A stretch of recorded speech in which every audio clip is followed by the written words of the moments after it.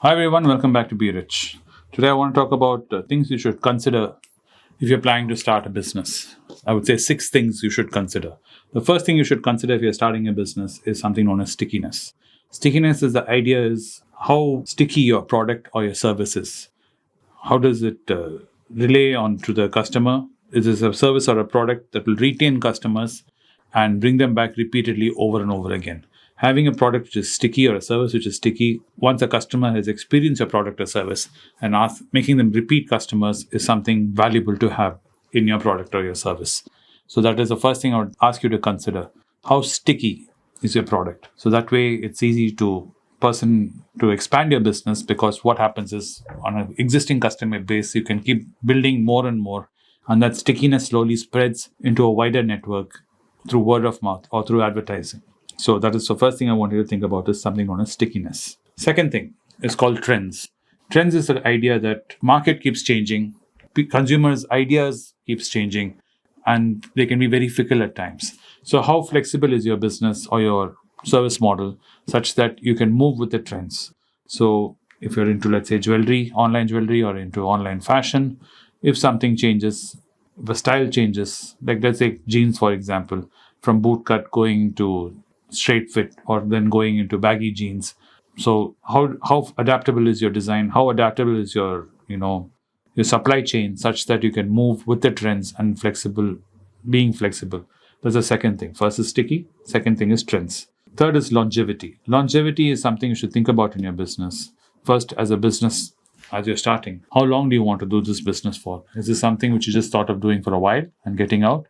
Or is this a seasonal thing which you want to do and get out? Or is this something you're thinking of building a career on? Is important to think about.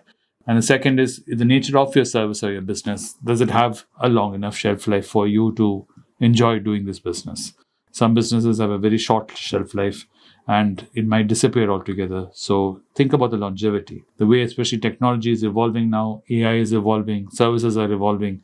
Even Apple is struggling right now for the simple reason it's not able to keep up with what's happening with pace. AI technology is fear right now. Though there is news about Apple doing something, till it reaches our shores as consumers at the end of the line, we'll have to wait and watch.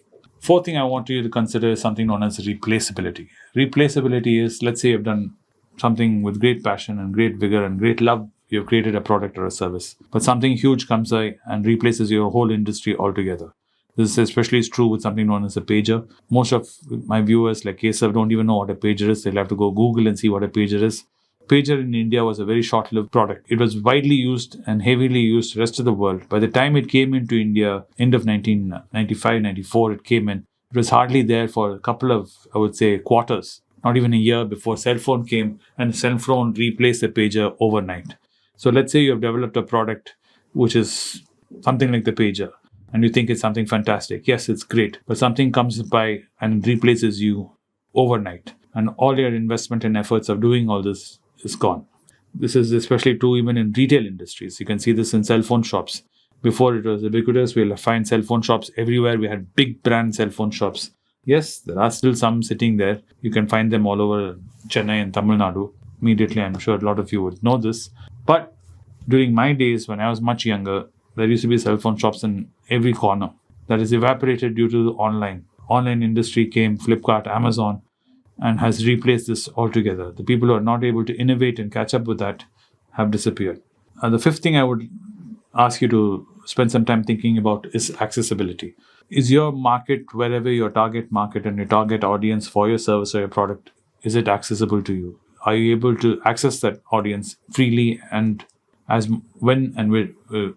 Are you able to access that audience freely and as much as you need to sustain your business? For example, let's say you have a product which is only used by high net worth individuals in India, and this product and affordability of your product or your service is only targeting them, and you are a person who has never been in that social circle or have never had access to that.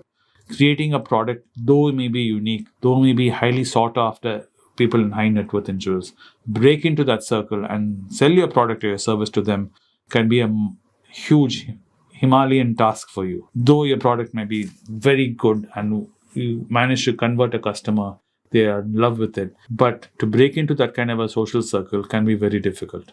So that is something you should consider. How accessible is your market space to you? If you're making something like cupcakes or you're making cakes and you're trying to sell it online, and let's say it's a very niche product and you have a very niche audience which is you have to cater to, though you may have a love for baking, do you have an access to your customer? Is it easy for you to reach them and convince them to try your product? This is something to keep in mind before you go and open your online bakery, or even open a regular offline restaurant or a bakery. It's something to think about. 6, which you need to think about, is daily solutions. Daily solutions means you have thought of everything in your business, your supply chain, your product, your shelving, everything you've thought of, how you're going to interact with your customer, how your customer is going to engage with your product or your service. You've done everything. But daily solutions is it practically sustainable, your business? Are you able to do this on a daily basis? It could be in personal level if you're someone who's running a proprietorship, a sole individual running it, commuting to your place of work or commuting to your customer's place of service. Have you factored in everything? Is your business daily sustainable? Are you able to do it in a sustainable manner on a daily basis is what you have to consider. So in daily sustainability, the things you have to also consider is scalability and flexibility. Let's say your business starts expanding and growing. Are you will be able to scale this business? Can you expand this business? Let's say you're running a YouTube channel and you've started getting a lot of viewership and your channel is starting to grow and expand, and there's a huge demand on you to provide videos on a daily basis. Are you able to expand? Are you able to do your research?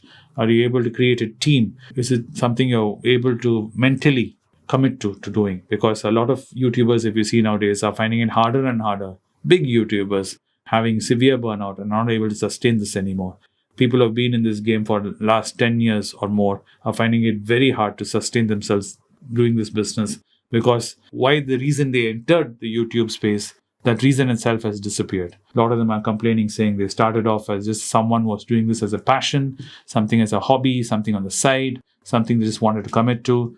And lo and behold, it became into a business operation. They've expanded, had recruiting people, recruiting office space, then grew into a business. And now they're running a business, which is why they didn't want to do that. And they started YouTube. They didn't want to do a 9-to-5 job. They didn't want to be so committed to working. They wanted to have YouTube as a thing to do on the side, to have a lot more free time. But YouTube grew so big that it swallowed their free time. So this is something to think about in under daily operations. So what are you committing to? Really think about it. If your business does grow the way you think, is it something you really want to continue doing? And the last thing which I want you to think about is the worst case scenario. Worst case scenario is, let's say you did everything. You had a great product and you ticked all the things I was talking about previously, and it's fantastic. Then the COVID happened. Lockdowns happen. Just about when you're about to start your business. That's the worst case scenario. What happens if the worst case scenario happens? What will you do? Having that plan in your pocket is a wonderful thing to have, because worst case scenarios, those black swan events do happen in life. It could be something like a lockdown, something like COVID, or it could be something even simple as, you losing the loan, bank repossessing your property, or any such thing, or you having a personal situation in your life where you're not able to do this business anymore, can be a worst case scenario. So that scenario, what is it that you're going to do with your business? What is it that you're going to do with your services? How are you going to move forward from there? That mindset is also very important. So I hope this gave you some food for thought before you get into your venture or your business, whatever you like to do. This is something like a checklist to mentally have, I would suggest, and you should run through this. At least give you some food for thought and pause before you jump into it. Thanks for watching the video. I'll see you in the next one soon. Bye. It's a great privilege and honor that so many of you in thousands have subscribed to my channel and have supported me. I have written 2 books in English, The Alchemy of Money and Ordinary Stocks, Extraordinary Profits. These books are published by us and are ready. If you want to procure a copy, send us a message to the WhatsApp number given below and my team would respond to you. If you want an Amazon Kindle copy, you can click the link below. Finally, those who wish to consult with me can send a mail to berichenglish@gmail.com. Once again, I thank you for your support. If you like this video, press the subscribe button of my channel, hit the like button and turn on the bell notification.